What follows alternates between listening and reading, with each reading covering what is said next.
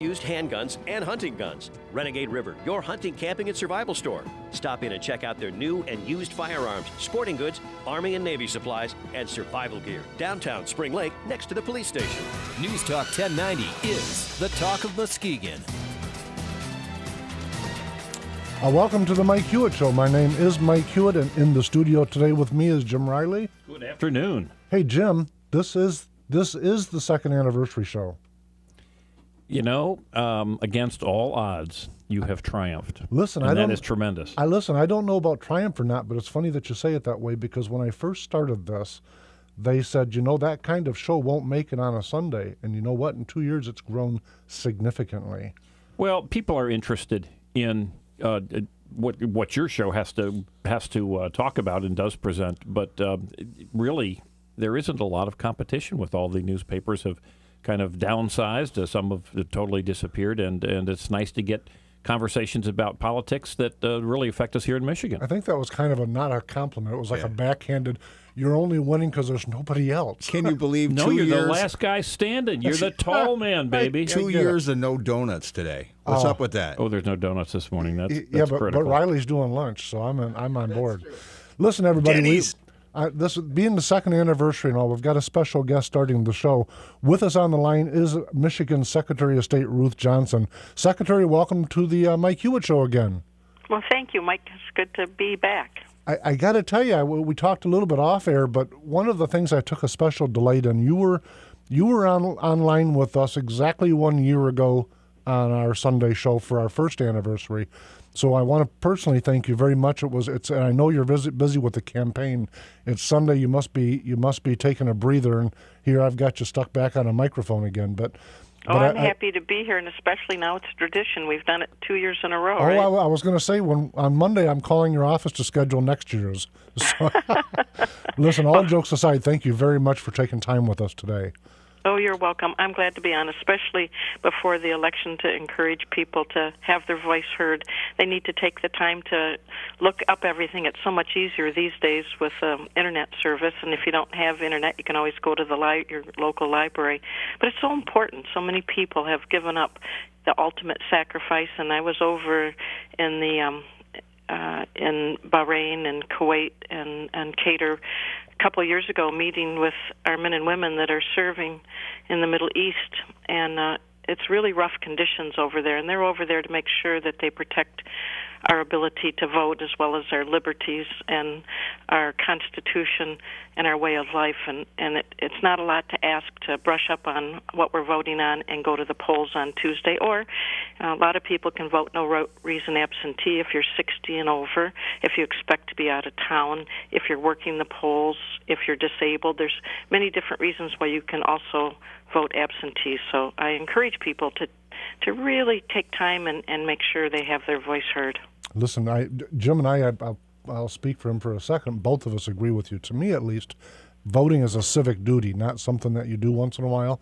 To me, it's part of it's the civic duty we give back, and for being able to have the blessing of living in a place like Michigan and America. Listen, I know Jim Riley's got a couple questions, but before I let him jump in, I wanted to ask you a couple things that I'm really interested in finding out about. The first is you recently, back in September, you launched a partnership with AAA. Am I saying that right? Yes. Well, tell us about that a little bit, Ruth. Well, we're trying to make things simpler, easier, faster. People have such busy lifestyles. So we've partnered with AAA Michigan, and they have purchased computers and printers in 2 of their offices. They're going to put them in the other 29 offices. It's working so well. So people will come in to get their insurance, and then they can just simply go on expressos.com, which you can do from home, too, your home or your office. But it'd be one-stop shopping. You just print your receipt for your tab and just carry it in your wallet or your purse, and you're good to go. As long as you have the receipt that shows that you paid for it, you don't even have to have your tab. So that will help shorten our lines for the people that do have to come stand in line. We also have a partnership with 2 Meijer stores. We're doing pilots, so you can go get bread, milk, fishing pole, fishing license, and also your tab. So there's a lot of things you can do online. That's just one of them. All you have to do is carry your receipt. We call it print and go. So if I'm reading it right, then what we're getting out of this is we're getting more access to the Secretary of State in connection with the Internet and with these private enterprise businesses, but also the state can provide greater service with lower overhead. Am I reading that correctly? Yes, we went from 181 branch offices to 131. We're down 25% staff from a decade ago. The staff was just rated the second best by a U of M research project, second best in the state for state workers. I'm very proud of them. They haven't had an easy road, and they've done a fabulous job. But every time somebody goes online, that cuts their workload in half. We still have to process it, but it really cuts the workload and shortens our lines and makes it so much easier for everyone, not only the person using ExpressSOS.com, but for those that have to go in to get their driver's license picture. That still is something you have to come in for. But you can get a lost title, lost registration, renew your state ID or driver's license on the 4th year. You do have to come in again for your photo on your 8th year. You can join the Michigan Organ Donor Registry. Just about anything you would do when you come in, you can do at ExpressSOS.com and simply print the receipt and go. Print and go. Very, very nice. Listen, I've got 2 other items that I wanted to go on, and then I'll let Jim have at you for a second. But mine, I'm not convinced I understand them entirely. Maybe I've got them listed as 3 and 4, but maybe they even go together a little bit. I see that recently you've got an anti-fraud task force that's issued some recommendations to you. Is that part of, or is it separate from the felony convictions that Attorney General Schuette and you worked on together to achieve from the August primaries? Are those 2 separate things, or? Yes, they're separate.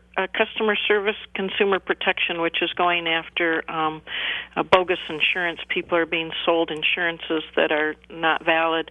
And we found on one day, July 31st last year, that 16.1% of car insurance that was a paper insurance was bogus or fraudulent. And we had someone that had rented part of a church and was making $30,000 a year selling non-existent insurance. And, of course, the way that people find out is when they have a claim, which is certainly unfair. So we formed a task force called FAIR, Fighting Auto Insurance Ripoffs, and they came up with many different ideas on how we can stop this from happening, because it costs the consumers, the rest of us that are paying, we have to pay into the uninsured and catastrophic funds at the state.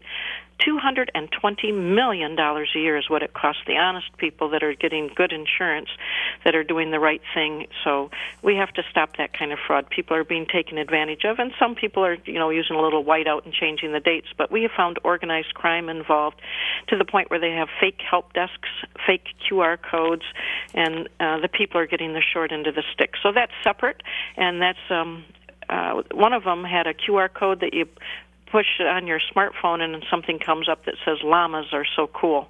That's how arrogant that they've gotten. So 16.1%, it's over 50% of the counties in the state of Michigan, and it's the UP, the Lower Peninsula, you name it. So we're going to be working with the legislature on the rest of those ideas that they came up with, but we've already cut it in more than half, but that's still not enough. We need to just stop it altogether. So we'll be working with the legislature next year on the package that was sent to us by that task force we put together called FAIR. Very, very nice. What was the felony convictions that Attorney General Schuette and you worked on together? Well, we've had some fraud in elections, and of course you just have to stamp that out right away. You can't let anybody cheat.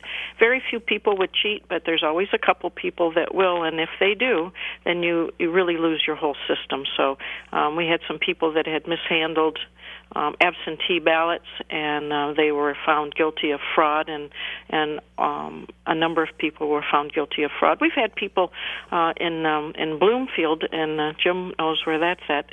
We had one guy that had a leaded pencil, a little piece of it between his fingers, and when he was going through the absentee ballots, he was marking it. The gentleman was in his 70s, and he went to jail, and we've had to have an election redone in Benton Harbor because of fraud. So I just feel like that's one of my biggest responsibilities, is ensuring integrity in elections. And you do that on the front end, which we've done many things. We have safe, secure, and fair elections. We have a number of bills that we've gotten through. We put teeth in them. Now they're felonies, and some of these things that people do that weren't felonies before, even for politicians that misuse their money, now they're felonies too. So we've gotten teeth in the laws, and we're going to go after any and all corruption that we find, whether it's in elections or whether whether it's something to do with consumer protection. Well, that leads me to one of the questions that I had, and I would applaud you for kind of making some noise about this. And this is, I would call it, if not a scam, certainly an effort that might very well have led to voter fraud, and that is the Democrat Party had announced and had initiated a website called miabsentee.com. And the intent of that was, at least on the face of it, it made sense that they would send folks around who would make sure that you got registered. But in fact, there were all sorts of flaws within that. I see that you went public and made some very firm stances on this a few months ago. Where does that stand as of today? Yeah, if anybody wants to get their absentee ballot request online, they can go on our site. It's been in place for 7 years, and that's michigan.gov/vote. It's a great site and a very easy site to work around with all sorts of really great stuff in it, too. Yeah, you can look at your sample ballot. Your neighbor might be voting on a different ballot than you are. We have 5,000 ballot styles in Michigan, so you can look at where you vote, where you're registered, get your clerk's name, all those kinds of things. And you can also just print off your absentee ballot request. You can call your clerk. You can write your clerk a note. There's so many ways to do it. But, yes, it was a monumental project, and they never ran it by our Bureau of Elections. And I was told by our head of the Bureau of Elections, and he has actually survived 4 secretaries of state, but he said there's never been anything like this that they haven't run by us first so that we can make sure that there won't be problems with it. And there were plenty of problems. The site was not secure. People could get signatures. Many people, we checked 197 and called the local clerks because they're the ones that conduct the elections in Michigan. 1,701 local clerks, 83 of those are county clerks, but our local clerks conduct them.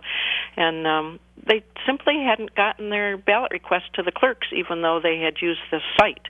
So in other words, people who had signed up with this group thought that they were registered to vote, and in fact were not registered legally. Well, they were registered. What you have to do is ask your clerk if you'd like to vote absentee. It's called an absentee ballot request. You formally request your absentee ballot. And so people that did that thought they were going to get their ballots, and that was weeks and weeks ago, and they still have not gotten their ballots because the message did not get from this website to their local clerk. And that's not a good thing, because someone can be disenfranchised because they say, oh, yeah, I ordered that, so I'll get it. And we found out of 197, 42 people had not gotten it. We did a sample because we had to call each clerk's office to do that. And we met with them. We called them. We texted them. We sent them a letter. We made sure that they knew that this is just unacceptable. It is. Well, what's the status of that organization and that website now? I'm looking at their website online right now. I tried to get online in order to request an absentee ballot using my cell phone, and it flipped me back. It sounds like they've shut down, or at least it looks like that to me. I know that they had planned on doing that. I don't know that they have yet, but I know that that is the plan. And I also know that one of my friends who used that site sent me something yesterday where they got a letter that said, hey, if you didn't get your absentee ballot yet, you need to go directly through your local clerk, which I was happy to see that, because we just know the percentage was high of people not getting them, and that just can't happen because, we have busy lives. We request something, you think it's there, and you don't, take a second look until it's too late, maybe, if you're going to be out of town. So, well, I think it's important on this that people understand that this whole organization, this website, this big push to get folks registered and to get these absentees was pushed by the Democrat Party in the state of Michigan. Agreed. Ruth, Oscar's fanning in the air that I'm out of time, but before I start hearing music, how can people get a hold of your campaign if they've got further questions for you or want to know more about your candidacy in your re-election? rjformi.com. rjformi.com, or go online and just use a search engine. But I appreciate it very much, and again, urge everyone to have their voice heard. Make sure you vote. This is going to make a big difference in Michigan, whoever's elected. We have one of the best comebacks in the nation right now, and I'm so privileged to work with a team that's done such a great job, and would ask for people to vote for me. Secretary of State Ruth Johnson, thank you very, very much for sharing in another of our anniversaries. Thank you, Mike. Bye, Jim. Have a great day. You're listening to News Talk 1090, WKBZ.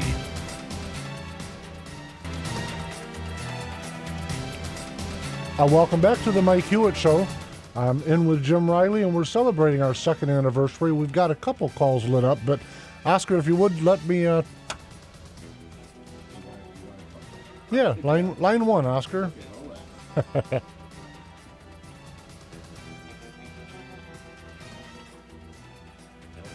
Welcome to the Mike Hewitt Show. Can you hear me now? I can. Perfect. We had a couple. We're trying to figure out how to get from one line to another. Who am I speaking to?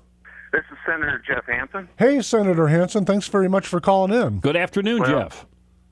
Absolutely. I'm glad to call in and say congratulations on 2 years on your show. Great job. Yeah, we were joking earlier before we really got going, in fact, right at the very, very opening of the show, that when we first tried to do a political type of show on a Sunday, everyone's going, oh, Mike, that's just not going to work. And listen, I'm really proud to say, and I think it does not me, it goes to people like Jim Riley helping.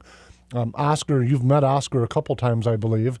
Mm-hmm. And then recently, who's joined us is Matt Wiedenhoft. And listen, he's done a great job. He's rebuilt the MikeHewitt.com website, and he's vastly, it's one of those things, and you know this from running for office, it's very difficult to promote yourself. It's not a comfortable thing for me to do. And so what I get out of having Matt Wiedenhoff on part of the team is he does those things that, frankly, I'm too shy to do. Well, it's good that you surround yourself with the right people. That's what makes you successful. Yeah, I think that's key. Now, listen, you're in the middle of a campaign right now. How's that going for you? It's going well. We're really busy. Been doing a lot of doors. Just making sure we're out in the area a lot of different events I've been to. So it's been going well. Jeff, we just got off the phone. This is Jim Riley, by the way, and good afternoon. Jim, how are you? Great. We just got off the phone with the Secretary of State, Ruth Johnson, and, of course, we were talking a little bit about vote fraud and things of that sort. As a past candidate myself, and certainly one who's interested in current politics, to me, it's fascinating how the absentee voting has really actually brought a big change about in the way we vote. Where are we now in terms of those who've already contributed absentee votes, and what do you expect the percentage will be who will actually walk into the ballot box, or as opposed to those who are getting them at home and mailing them in? Well, some of the projections that I've heard is it could be as high as 30% would be absentee. Okay. And so it is a large number, and we do need to be vigilant on it, because that would be where the mischief would be, if there was going to be any. And so it's something we always have to keep an eye on. Are they coming in? Do you know? Actually, we should have asked Ruth this, and I apologize for putting you on the spot, but typically politicians get a sense of what's going on. Are they coming in faster this election, the absentees, as opposed to in the past, or is it, have any info on that? Well, it seems to be coming in.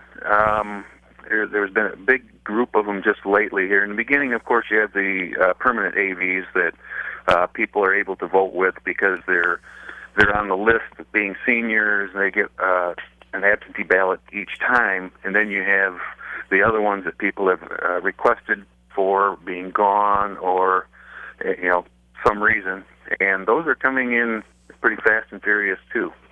All right. Well, so people can vote now, and I would recommend that people do not. Perhaps get your ballot and educate yourself and go to Senator Hansen's sites and other sites like that to get yourself educated. But things can happen between now and the election. There are some votes that are going to be coming up and opportunities, obviously, to meet the candidates. October surprise? Well, October surprise. You bet. There might even be a worldwide pandemic of some sort that might affect people's votes. Certainly the TV's got a pandemic going. I am curious on part of Jim's points. When you're out knocking on doors, Senator, what are the people seeming to be focused on? What issues are you hearing the most of when you're out in the district? Well, there's a lot still about the transportation or about the roads and the shape of the roads. I hear that a lot. We discussed the education system. I've had a few people concerned about the job opportunities, and I'll spend 4 or 5 minutes on the door, it seems like, when people want to talk about things, and talking about the fact that in my district we've had a really good turnaround, and our unemployment is lower than the state or the national average right now, and there's a lot of jobs available. So it's nice to talk to people about that and steer them in the right direction of if they have concerns of trying to find a job, trying to get them to the right place to find the jobs that are available. I think you're absolutely right when you contrast Michigan with other states, but part of the jobs thing is the housing market seems to have been lit back up on fire. Just recently, within the last few weeks, one of my daughters listed her house. It had immediately sold. A neighbor of ours listed his home, and within 2 weeks it was sold. And so there's those kind of things are good measure, but I think that voters sometimes might be a little bit confused as to who to give the credit to. Well, and that's would love to take all the credit for what we've done through the state, but I got to tell you, it's nice to have the auto industry coming back, because we have a lot of auto parts that are made in our district, and a lot of the aviation parts that are made in the district.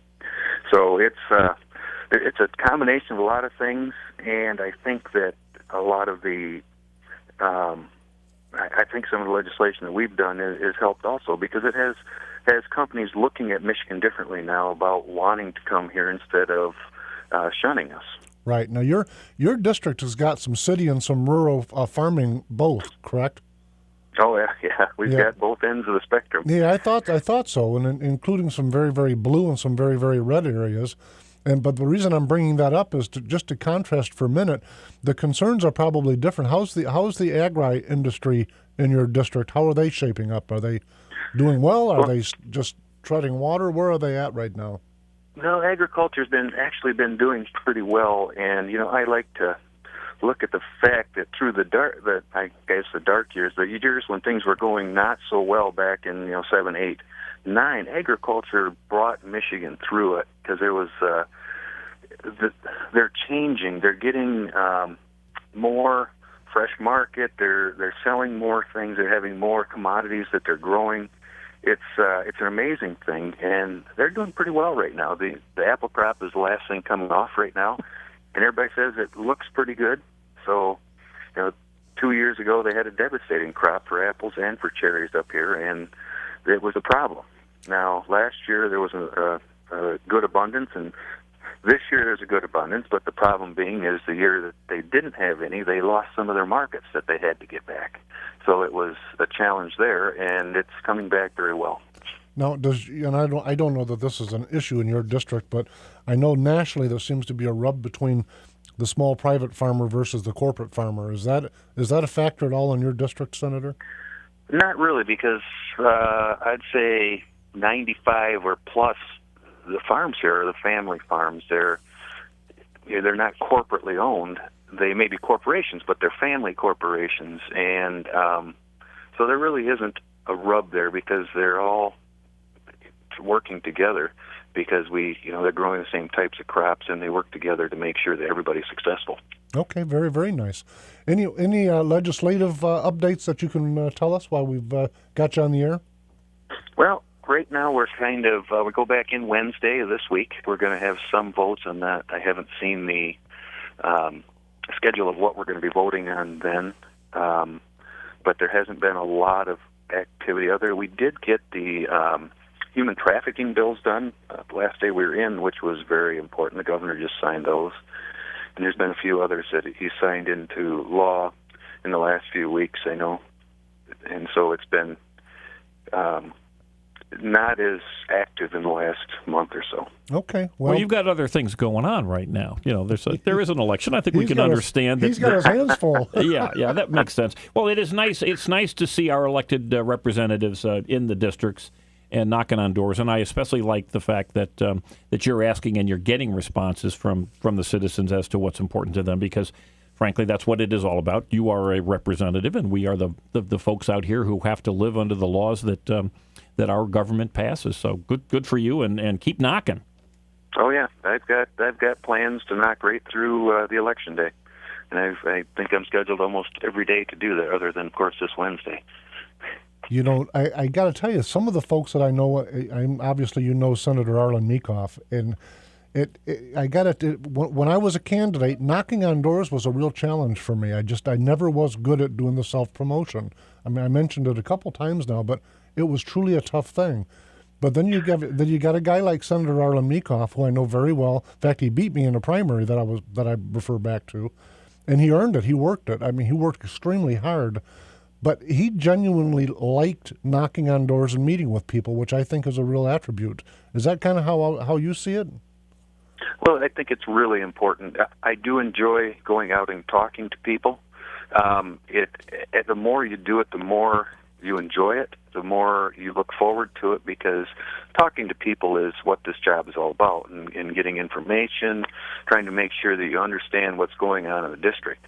And the best way to do it is go to the people, talk to them, and kind of get a feel of where things are at. And it's been it's been great, because people have let me know what's going on. I like to think I have a good ear to the ground for the district, make sure that I pay attention, because that's what you're hired to do, is to take care of the district the best that you can. Absolutely. Listen, Senator Jeff Hansen, when you get done campaigning and your schedule's gotten back to normal, I'd like to get you back in the studio with us, and let's look forward to your coming term and find out what you've got on the plan once you've slowed down. Yeah, absolutely. Love to do it. Okay, and today, listen, thank you very, very much for calling in, and we appreciate your congratulations very much. Well, 2 years, that's a milestone. Keep going. Yeah, we're going to keep swinging. Jeff, thank you very, very much, okay? Thanks, All right. Jeff. Yep. Take care, Mike. Bye-bye now. See you, Jim. Take care. Welcome to the Mike Hewitt Show. Can you hear me on the line? Yep. Good. Gina? Yeah. Hi, Mike. Hey, welcome back. I got notes here. You. I got to tell you, the transition has been terrible on our part, but I've got everyone here is laughing at me right now, and you know what? I'm okay with that. So that's okay. So, Gina, the topic for today was going to be, and we've kind of went through off in a different direction a little bit, but kind of the topic, the prepared topic was saving the American family. But having said that, it is kind of like open mic time. So what's on your mind today? Well, I've thought about this all week, and I thought, what am I going to say? And then am I going to offend somebody? But I'm just going to answer your question with a question. All right. How do we save the American family? I want to ask American families, what are you doing to save your family? What are you doing? Government, if you're waiting for government to save your family, you're going to be waiting a long time, and you're going to have to deal with what they impose on you. And if you don't like that, you're going to have to save your own family. And, as the mother of 3 adult children, and, I get it. And I had to save my own family. And, I hear a lot of parents now who are bringing up children who are just coming into the whole Common Core mess. And I can think past to the summer going, how do you feel about Common Core coming in your classroom? Well, what is that? Okay, wait a minute. This was implemented and going on 4 years ago. Where have you been? And so everybody's freaking out about it. And I just think, where were you guys 4 years ago? It feels to me like there's kind of 2 streams, maybe 3 streams that are mostly at play, with a whole bunch of subs, but the first would be is that I think some people have made a trade. I know when I grew up, I'm 50, almost 54 now. So when I grew up, it was late 60s, it was 70s. Right. Middle-class America had a 3-bedroom ranch with a basement, and if they were really on a roll, they might have had a full bar in the basement. That's how I grew up, too. Yep, maybe a bumper pool table or something like that. And listen, Yeah. we've somehow segued into two main things, at least for the married couples nowadays. One of them is working to either pay the entire tax bill for the family, because taxes in total, people argue over federal percentages. I say, no, you can't do that. Taxes in total represent whoever's making the least amount between the husband and the wife. Whoever's making the least amount, coincidentally, that usually represents the tax bill, the tax burden in total for that family. So that person is just working to pay the tax bill. But the other folks, there's another, maybe they've gotten to the higher end of middle class. They're no longer comfortable with a 3-bedroom ranch with a bumper pool table in the basement. Right. They got to have these big, gigantic palaces. And I stand back and I think, as a society, both as it impacts us from the governments, plural governments, and then also our immediate gratification syndrome. Really, we've made some really ugly, horrific trades because now, in my humble opinion, nobody's raising the kids. We're sending them off to pre kindergarten, and then pre-kindergarten, and then kindergarten. And every time I get on this topic, I'm reflected back to the lady that we interviewed on the air a year or so ago from Russia, and she talked about when the Russian or the Soviets started children in school. And I think, well, that's what we do. We just call it something different. And I know. The other thing along that path, and I know these guys have heard me rant about it a lot, but it used to be that parents would sit at the kitchen table or the dining room table, and they would talk about current events. And what it did is it provided the children sitting there with a mechanism to see the ethics and the morality and how their parents viewed topics. And now that conversation is absent. So they're either not sitting at the table at all, or if they do, each one of them have their own iPhone and iPad and are talking to somebody somewhere else. And I'm thinking, what a terrible set of trades we're making. Oh, that's a terrible example to set for your children, is allowing any electronic devices at the dinner table if you can share a meal with your kids. Now, when my husband and I were raising our kids, we didn't allow any of that. We didn't even allow gaming systems in our house. We were those kind of parents who just didn't allow it. We wanted our kids to go play outside like we did. And, they have game systems now, but we've never had them here. And, even now when my husband and I go out, we put our phones away, and you have to look up a little bit. And you're right. You're absolutely right on involving your children in current events, because unless you draw them into the current events discussion, they're never going to know what's really going on. You ask them how they feel about this or that. They'll tell you how they feel. If they don't know, they'll tell you they don't know. Agreed. Worse, though, than them not knowing what's going on, they're being taught how to view what's going on by somebody that parents probably entirely disagree with. Absolutely. So everyone will sit around and say our schools have shifted very far left, or our media has far left, or all of the music has shifted far left. All of these pop culture and educational mechanisms have shifted far left. But then we take a back seat and say, okay, we don't like all you people, but do me a favor and teach our children how to view all of these current events for us. Yeah, well, we're busy. That's up to the parents. You got to unravel all that and put it back together how you feel. Absolutely. I find it really, really frustrating. It is. It's very frustrating. And you ask them, what do you guys sit down? Oh, we know we have 3 kids in sports. Hey, I had 3 kids in 3 different sports. We still did it. You have to work so hard to make that time for your kids and to be a family unit.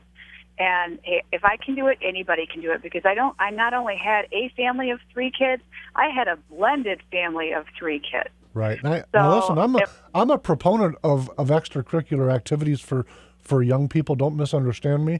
Mm-hmm. But I am not a proponent of letting those extracurricular activities replace what's important, which is family to me.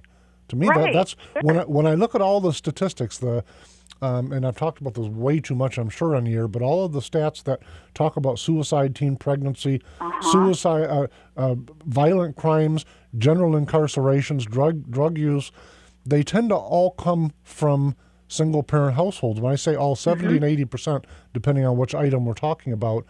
And then I look back and say, okay, which parents are getting divorced? And it's typically the parents that are not engaging in a family life in this fashion. Right. So you said these things are all self-defeating mechanism that we're not even shunning them, we're actually embracing them, and that makes no sense to me, Gina. No, me either. And now I see these 30-somethings, and I'm not too far behind you in age there.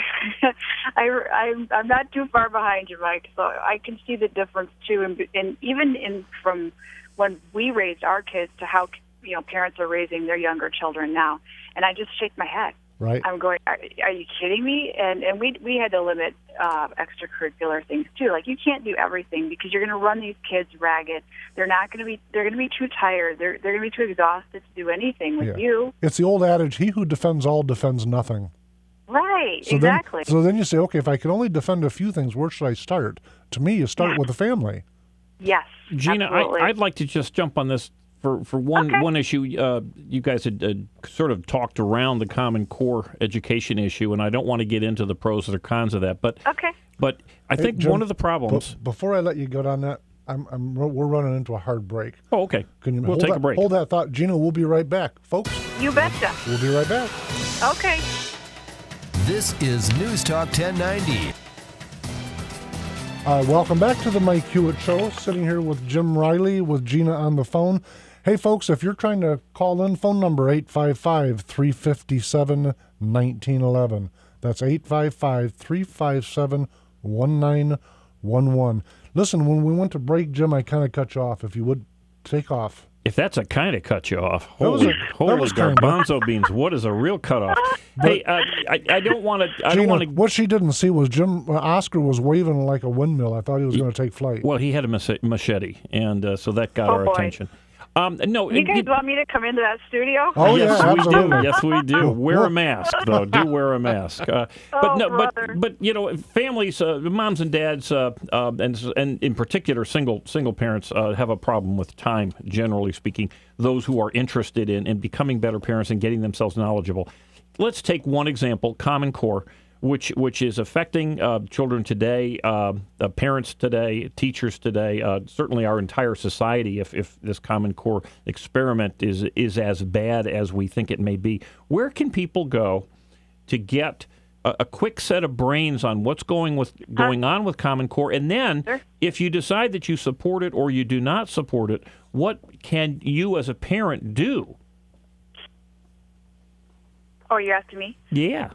Perfect. Okay. I have an answer for you. I have a couple of them.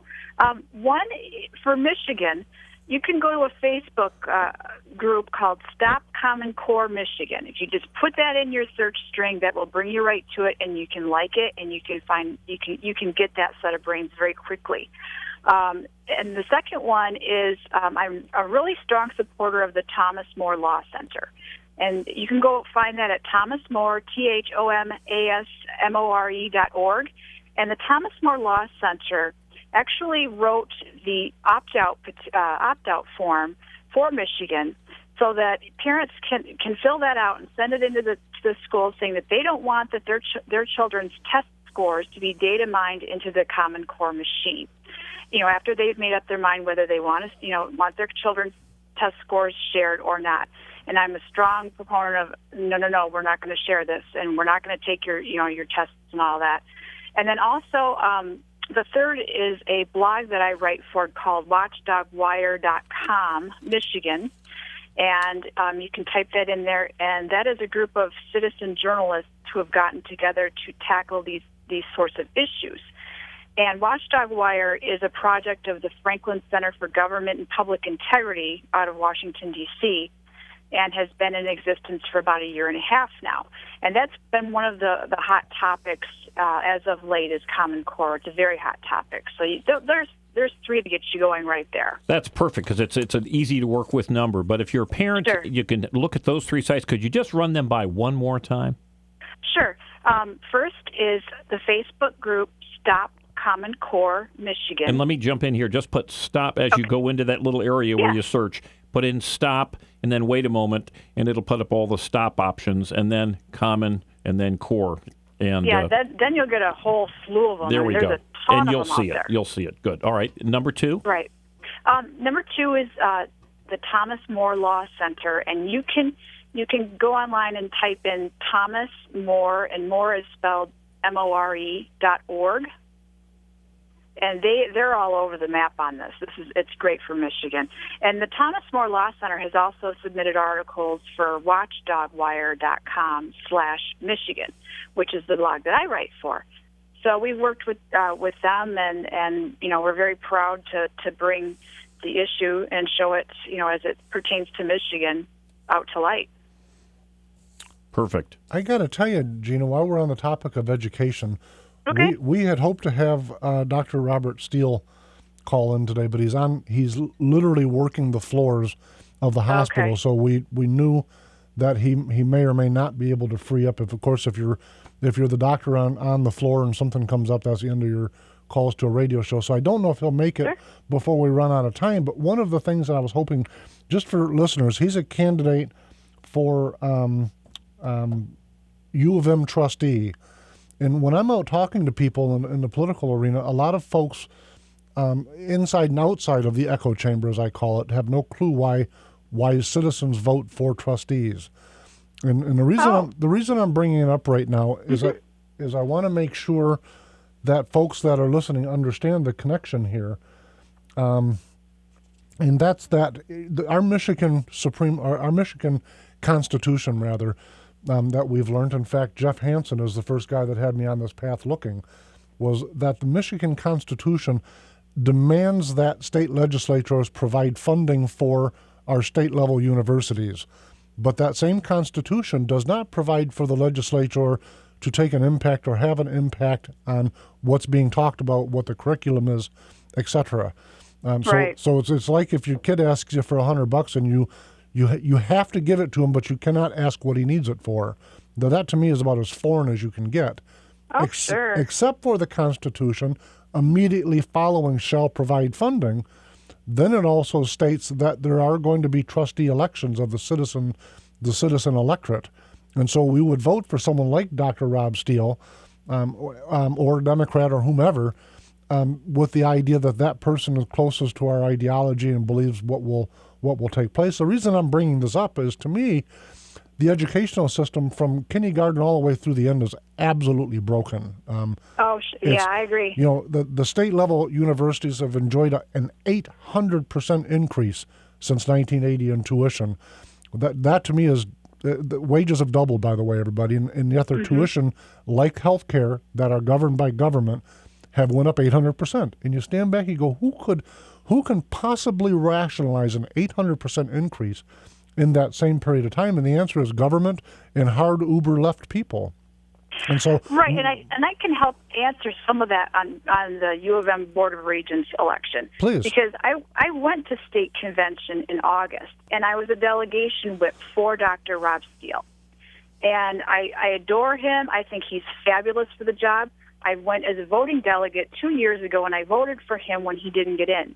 So this time I was asked to go and represent people who should be voting for him, and I went all around the floor and stumped for him, and he won, and it was wonderful. And now what really is interesting about Dr. Rob is he works, he has his own cardiology practice, and it's extremely successful, but he also has a close association with U of M Hospital.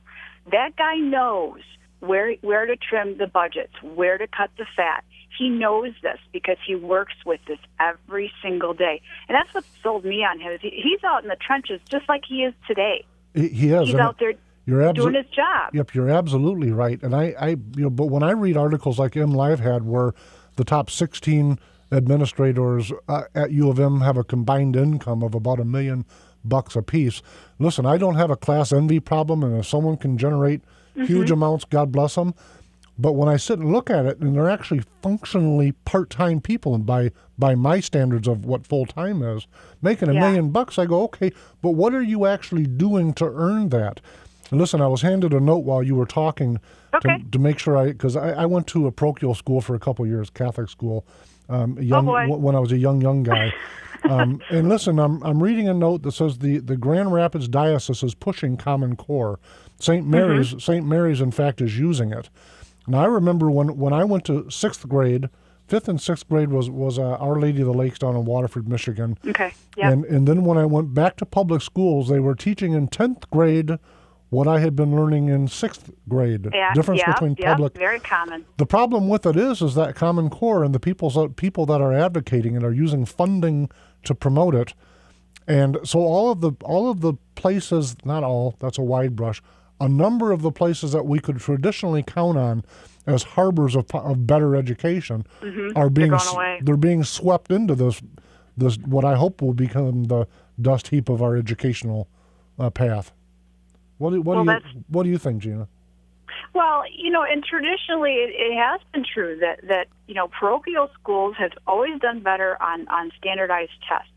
But now, parochial schools, and I don't understand this because I've seen a decline in enrollment in a lot of public school systems and parents putting their kids in parochial schools, charter schools. I'm all for school vouchers. I'm all for sending your child wherever you want to send your child.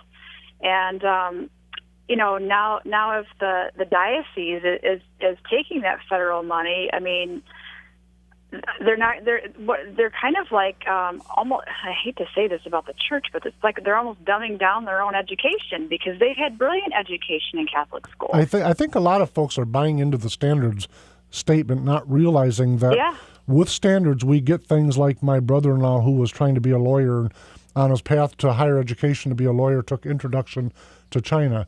Or a friend of mine that I grew up with had two majors. One was computer science and one was mathematics, and he took bowling 101 and bowling 201 as the extra credit or the extracurricular. I read these things, I go, does anyone pause and think, what the heck are we doing as a society that makes sense to somebody? That makes no sense. It makes no sense to me. Oscar's telling me less than 60 seconds. Do me a favor. You mentioned that you're a blogger. Before we run out of time, make sure that folks know how to find your blogs. Sure. You can Google my name, Gina Rinckey, GenaRinckey, and a lot of those articles will come up. Or you can go straight to www.watchdogwire.com/Michigan. And you can find me there, too. Very, very nice. Gina, we'll talk off air and get you back on in the studio. Okay. Thank you very, very much. Thanks. Happy anniversary. Thank you. Folks, listen, just a couple updates here. First off, you can always follow the show on Twitter at Talk Mike Hewitt, and you can find us on Facebook at The Mike Hewitt Show. Write down the phone number for next week, 855-357-1911. Remember, Facebook and Twitter, or you can go to themikehewitt.show.com. Or along the path, by the way, if you're a small business owner and you're looking for some strategic management, Polano & Consultants, one of our sponsors, they do a first-class rate job at financial and management strategic planning. Folks, we're a show by schedule. Schedule is in next week. We'll talk to you then. Jim Riley, thanks. Beginning our third year, baby. Oscar, thanks.